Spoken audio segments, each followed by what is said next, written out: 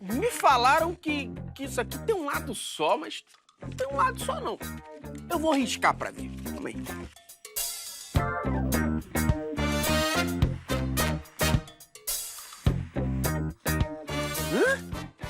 Hã? Não. Eu quero entender como isso é possível. Roda a vinheta.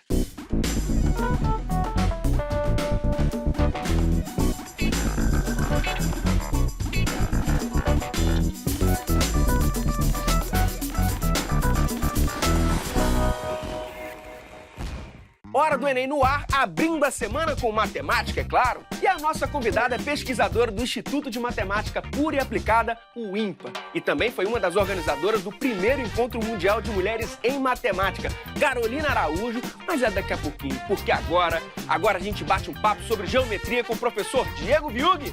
Fala, Lange, tudo bem? Belezinha, com você, estar aqui professor? de novo. Espera, professor, pode cair no Enem, tô certo? Tá certo. E ele pode cair de algumas formas, né? A gente vai trabalhar a ideia de volume, pode cair também a superfície e pode cair também algum corte na esfera. E aí o candidato precisa ter uma boa visão espacial. Pois é, professor. Inclusive, tudo isso tá lá no nosso percurso educativo de matemática, tvescola.org.br/percursos. Vem cá, agora a gente pode fazer aquela revisão top? Pode ser? Vamos fazer.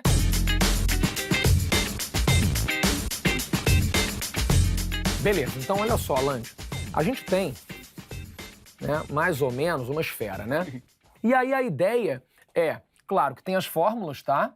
Isso ele não pode esquecer, né? Porque se ele perguntar o volume e o candidato não souber a fórmula do volume, ele não faz a questão. Então, volume da esfera, 4/3 πr ao cubo.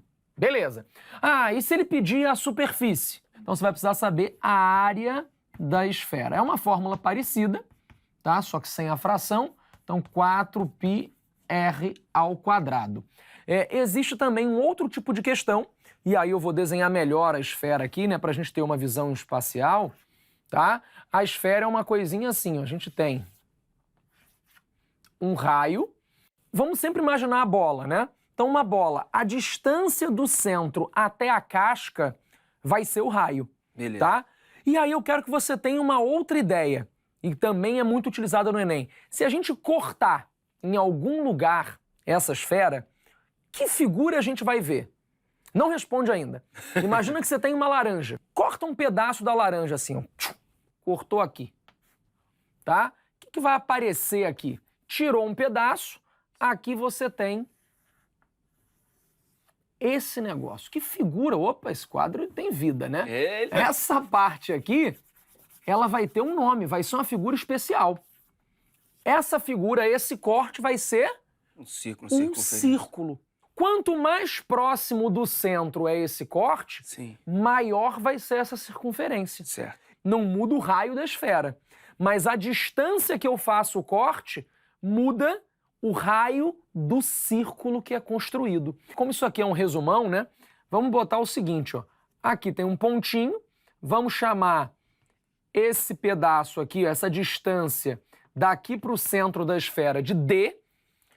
Aqui o nosso círculo vai ter um raio que eu vou chamar de Rzinho. E aqui eu vou colocar o raio da esfera, que eu vou chamar de Rzão. O legal, Lange, é que esses três elementos, eles vão formar um triângulo retângulo.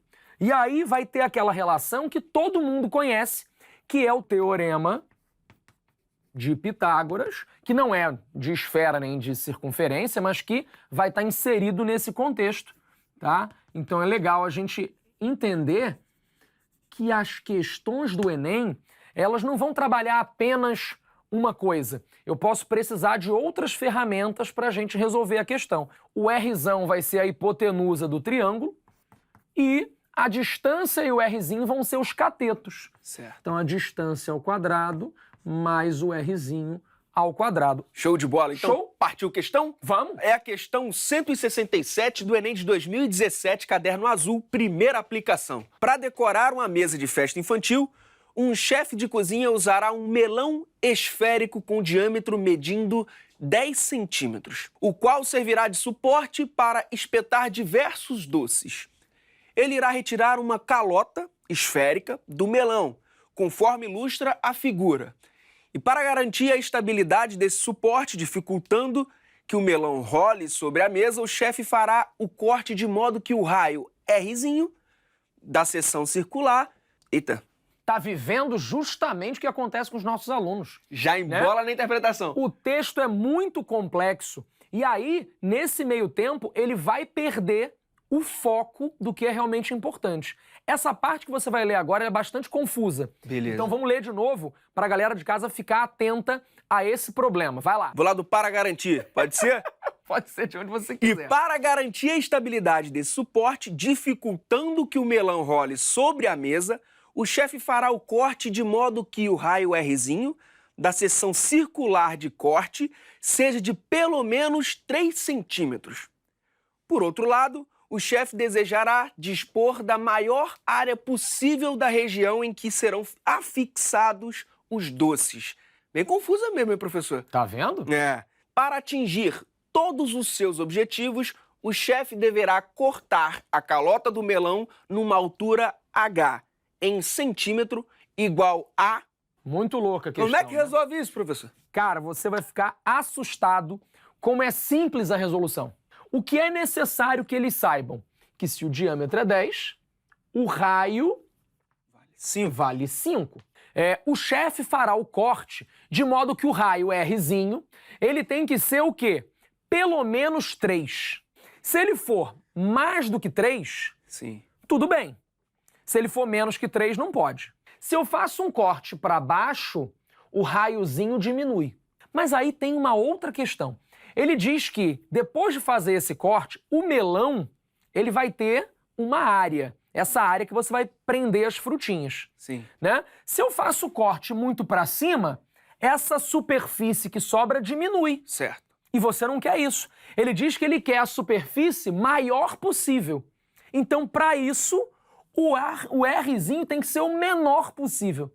Então tem essa situação, né? Quando eu corto mais para cima, Sim. eu aumento o raio, mas eu diminuo a superfície. Certo. Né? Então a ideia é a gente falar que esse raiozinho é 3. Show. Olha o que vai acontecer de estranho, Lande. O raio vale 5. Certo. Então o raio tá aqui, ó. O raio vale 5, esse cara vale 3, e esse pedaço aqui, né, você precisa descobrir. Quanto você acha que vale esse pedaço, Lande? 4, então. Né? Vai ser 4. Você já pegou a maldade do triângulo 3, 4, 5. Sim. Se você não tivesse essa visão, você ia chamar esse cara de X, aí você ia fazer a aplicação do teorema de Pitágoras. Aí a gente fez, ó, 5 ao quadrado é igual a 3 ao quadrado mais x ao quadrado. Então aqui, ó, 25 é igual a 9 mais x ao quadrado. Então x ao quadrado é igual a 16, o x vai ser 4. Beleza, o Lande já tinha matado, mas aí tem um problema. Ele não gosta de ter achado 4. Por quê? Porque olha pra figura, Sério, Lande. não dá Pra achar que é 4, Esse né? pedacinho Se eu olhasse, eu ia falar, bom, aqui é 3, então aqui deve ser 1,5. É, porque Né? 3 aqui, Mas se você o que fizer... a gente precisa saber é que dane-se a figura, né? A figura, ela é um esboço. Então o candidato ele não tem que estar preso. Isso aqui serve, é um suporte para a gente entender a situação, o problema. Saquei. Né? Agora que vem a parte mais importante. Achou que isso aqui é 4. Beleza. Mas o raio da esfera é 5. Daqui até aqui embaixo é raio da esfera. Certo. Se esse pedaço vale 4, quanto vale daqui para baixo? 1. Isso aqui não é a situação real, é o esboço. Beleza. Então tem vários momentos, né, que o aluno ele vai ficar preso ali a essa questão do desenho. Então a minha dica mais importante, né, inicialmente, é que você não se prenda às proporções. Os desenhos não estarão em escala. Achamos aqui que o H vai ser 1. Então, reforçando o gabarito, letra C.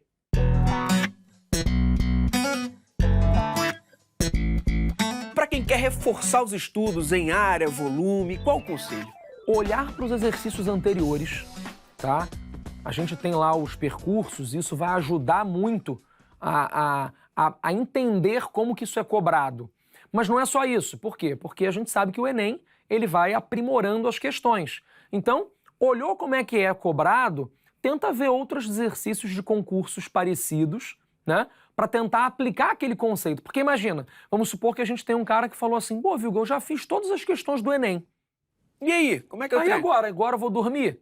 Não, agora ele vai ter que refazer, é legal, mas ele já vai ter visto, não é tão bacana, né? É bom ele já saber como é cobrado e procurar, ó, vou olhar aqui um outro concurso, vou olhar aqui uma outra prova, vou pegar um livro e aí ver, não, isso aqui está muito diferente do que é cobrado, então não vou fazer.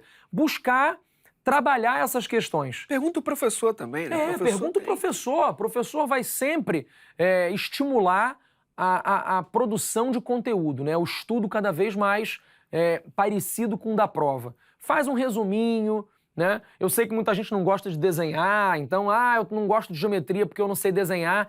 Então, assim, essa questão também serviu para a gente criticar o desenho e falar o seguinte, se o desenho tá horroroso, ótimo, desde que você entenda o que tu desenhou. Show de bola. Né? O desenho é para você falar com a questão. Não é para mais ninguém ver e achar bonito ou não. Ah, lá, não tá tão perfeita a minha esfera. Mas eu sei que é uma esfera. Mas você sabe que é uma esfera. Você, né? Visualiza. Já visualiza uma esfera. E aí é isso que importa. Então não tenha vergonha dos seus desenhos tortos. Essa é a grande verdade. Trabalhe em cima disso. É isso. Né? Quando o desenho é muito, muito, muito importante, a questão dá o desenho. E aí você vai conseguir trabalhar naturalmente. Muitíssimo obrigado. O prazer é meu. Prazer é Quando todo precisar, nosso. estamos aí. Você sabe que a matemática está aí desde a antiguidade. E aposto que até conhece algumas figuras importantes da sua história, como Pitágoras, Euclides. Mas será que só os nomes masculinos fizeram diferença nesse campo? Nossa convidada responde. Ela é pesquisadora do Instituto de Matemática Pura e Aplicada, o INPA. Carolina Araújo, por gentileza. Tudo bem? Olá, Seja bem-vinda. Tudo bem? Prazer. Tudo bem? Conta um pouco das mulheres. As mulheres fizeram história na matemática? Você falou aí de Pitágoras, de Euclides. Esses são nomes assim de antes de Cristo, né? Então, numa época em que as mulheres não estavam fazendo ciência, né? Elas ficavam reclusas em casa. Na verdade, a primeira mulher matemática documentada é a Hipátia de Alexandria. Hipátia de Alexandria. Hipátia de Alexandria, que viveu na Alexandria, no Egito, no século IV. E ela chegou a ser a diretora da Academia de Alexandria. Então, ela fez trabalhos, ela era astrônoma, matemática, filósofa, mas, infelizmente, ela teve uma morte trágica, ela foi torturada e morta por um bando de cristãos ortodoxos e radicais, né? Então mostrando que o lugar da mulher não era na ciência, né? Não era na política, ela também tinha muita influência política. E aí depois a história só voltou a registrar uma mulher na matemática já no século XVIII. Então tem alguns nomes interessantes, né? Que são poucos conhecidos, mas um deles que eu acho muito interessante é a Sophie Germain, que era uma francesa que trabalhou principalmente no início do século XIX. Ela não foi admitida na universidade porque a universidade só aceitava homens naquela época. Mas ela assumiu uma identidade falsa de um ex-aluno que era bem medíocre e com essa identidade falsa ela começou a se corresponder com os grandes matemáticos da época. Então, um desses matemáticos, quando ficou surpreso com a inteligência, com a criatividade o nome dele era Monsieur Leblanc, acabou querendo conhecê-lo e ela teve que revelar, então, a sua identidade e foi reconhecida aí como matemática. Mas aí você vê, ela teve que ir por esses caminhos pouco convencionais. E você foi uma das organizadoras do primeiro encontro mundial de mulheres em matemática aqui no Rio de Janeiro. Conta um pouco dessa experiência do evento. Foi um dia de encontro de mulheres de mais de 50 países, éramos cerca de 300 de mais de 50 países diferentes. E a gente esteve celebrando assim, grandes conquistas de mulheres matemáticas, então a gente teve alguns dos grandes expoentes da matemática contemporânea falando sobre suas recentes descobertas, e também a gente teve um tempo que foi dedicado a gente justamente discutir esse tipo de questão. Por que somos tão poucas? Quais são as iniciativas que a gente pode tomar para aumentar o protagonismo das mulheres dentro da matemática? Pois é, né? A desigualdade entre homens e mulheres nesse campo ainda é uma realidade, né? É bastante expressiva. Assim, as pesquisas recentes mostram que As mulheres são menos, no Brasil, são menos de 25% dos pesquisadores em matemática. Caramba.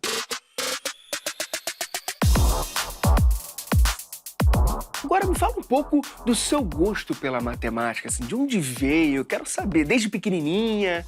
Eu gosto de matemática desde pequena, desde criança, mas eu acho que assim, a minha paixão realmente ela afloriu com um professor que eu tive no segundo grau, que ele trazia muitos desafios, ele mostrava um lado da matemática que era um lado lúdico, um lado curioso, né, que instigava a nossa curiosidade científica, né? E a partir daí eu continuei nutrindo, né, esse gosto.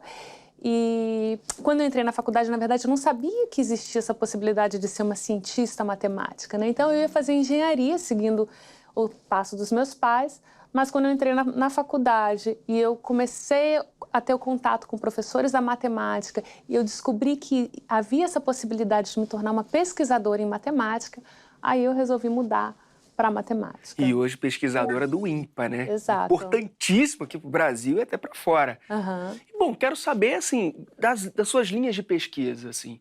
Vão em que caminho? Conta pra gente. A minha linha principal de pesquisa, meu tema de pesquisa é chamado Geometria Algébrica Complexa. E como é que é? Geometria Algébrica Complexa. Deixa eu explicar um pouco pelo nome. Então, geometria, a gente está estudando propriedades geométricas de objetos, né? Então, a gente quer, por exemplo, entender como é que é a curvatura, comportamentos de órbitas dentro desse espaço. E algébrica, porque esses objetos geométricos que eu estudo, eles são definidos por equações, são definidos por polinômios. Então, a gente está interessado em desvendar propriedades geométricas usando a álgebra, através da álgebra. Acho que o exemplo mais simples é a equação de um círculo. x² mais y² igual a 1. Então, é esse tipo de ponte entre a geometria e a álgebra que a gente estuda. E tem como a gente ver um exemplo? Agora eu tô vendo que tem um monte de coisinhas aqui. Tem. Então, eu queria explicar para você um objeto geométrico muito interessante que é chamado a faixa de Möbius, que, aliás, é o logo do INPA. Então, você pode começar com uma faixa, assim, e em vez de você fechar formando isso aqui seria um anel, né? A gente vai fazer o seguinte, a gente vai dar uma meia volta aqui e a gente fecha. Você pode fechar com durex, cola, grampo. Cola, grampeador. Essa daqui é a faixa de Möbius. Uma propriedade que a maioria das superfícies que a gente encontra tem é que ela tem dois lados. Você consegue pintar, por exemplo, um lado de azul e um lado de vermelho. Agora, essa faixa de Möbius, eu digo para você que ela só tem um lado. Para, eu tô vendo aqui, então são dois. Você acha que tem dois lados, então você deveria conseguir pintar um lado de vermelho e um lado de azul. Beleza. Você quer tentar pintar primeiro de vermelho ou de azul? Vou pintar primeiro de azul, então Então já tá. Vai pintando. Beleza. E quando você terminar de pintar o primeiro assim. lado... Depois que eu terminar de pintar o primeiro lado... Você pode pintar o segundo lado de vermelho. Deixar assim clarinho pra gente já saber.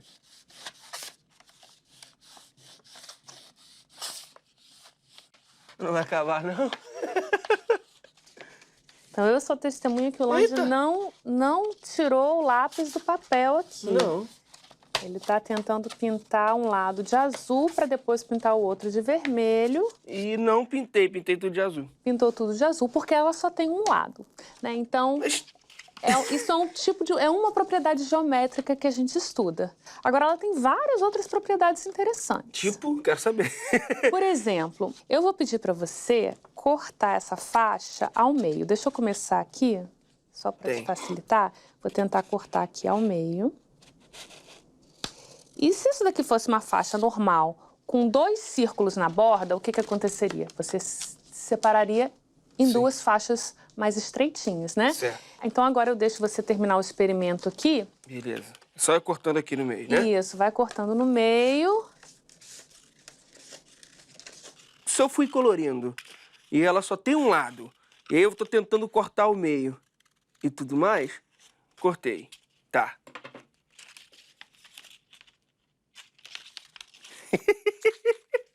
E aí? Olha agora. Pois é, foi o que eu te falei. Ela, na verdade, só tem um círculo no bordo e por isso que quando você cortou, você, na verdade, tem uma faixa maior aí, né? Isso parece aquele símbolo do infinito, tem a ver? Parece, né? Porque tem uma torção aqui. Isso. E aí eu posso, assim, tem vários outros experimentos que você pode fazer. Você pode se perguntar o que vai acontecer se você cortar ela de novo. Se cortar ela de ela novo... no meio. Ela vai aumentando, ela vai aumentando. Aí eu vou deixar com as pessoas na curiosidade aí. Uma outra coisa que é legal também, um outro problema que é interessante, é em vez de tentar cortar ela ao meio, é tentar cortar ela 1/3. 1/3. Você marca Por exemplo, aqui mais ou menos, por exemplo, vamos aqui, deixa eu pegar mais ou menos 1/3, a gente pode fazer aqui. Eu ia deixar a pessoa fazer em casa, mas tem tanta coisa que dá para fazer com ela em casa. Vamos fazer então, cortando 1/3 mais ou menos, deve ser mais ou menos aqui. Você quer cortar? Isso, eu vou cortando, que aí você vai explicando também, que aí eu já vou entendendo mais ou menos. Porque aquela cortando ao meio, ela permaneceu... ficou como uma única fita, não ficou como um único objeto. Achei que ia separar, não sei. Tem que manter aqui nesse cantinho. Tem que manter 1/3. Professora, vem cá. Eu tô achando isso muito maneiro e tal, mas eu quero saber no dia a dia, que utilidade que tem no dia a dia. Ih, pô, mas não vai dar pra fechar, não. Não, mas continua. Eu tenho que continuar? Continua aqui cortando 1/3. Será que vai chegar algum momento aqui? Na verdade, esse exemplo aí, essa superfície, né, essa faixa de Möbius, é o que a gente chama de uma superfície não orientável, porque ela só tem um lado, né? Você não consegue se orientar. Na verdade, se você fosse um bichinho infinitamente chato e começasse a andar por dentro da faixa e desse uma volta na faixa, quando você voltasse, você ia estar com os lados trocados, lado direito, como se você tivesse refletido no espelho. Né? Então, uma coisa que a gente pode se perguntar sobre o nosso universo, sobre o universo que a gente vive, será que ele é...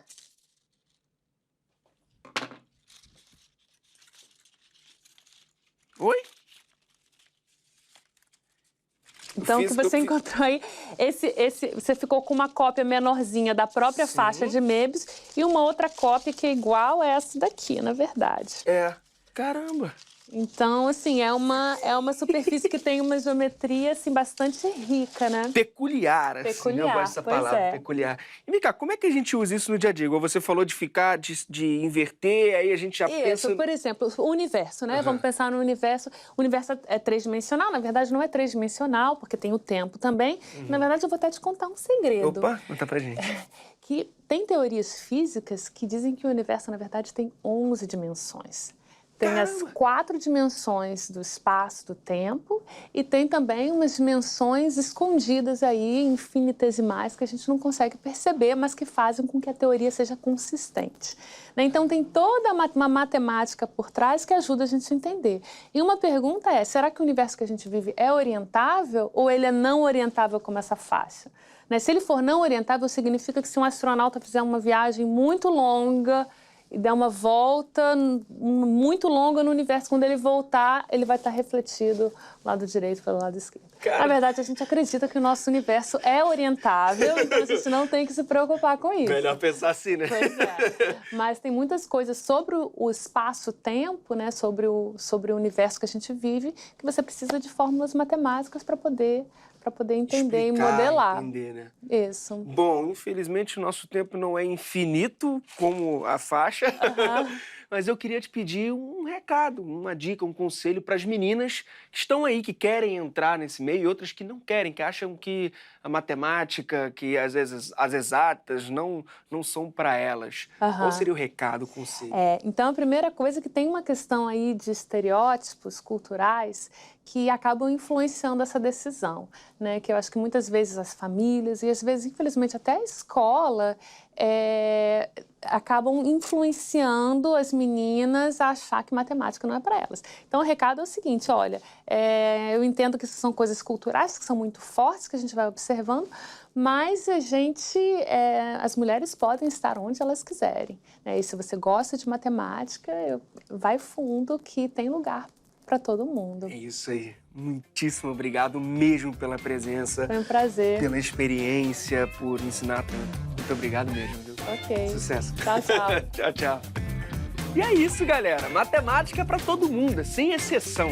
Então confia e vai. E já sabe, né? Nosso canal tá aí pra te ajudar. youtube.com/TV Escola. E até a próxima. Mas antes, a gente fala de geometria. E é com a...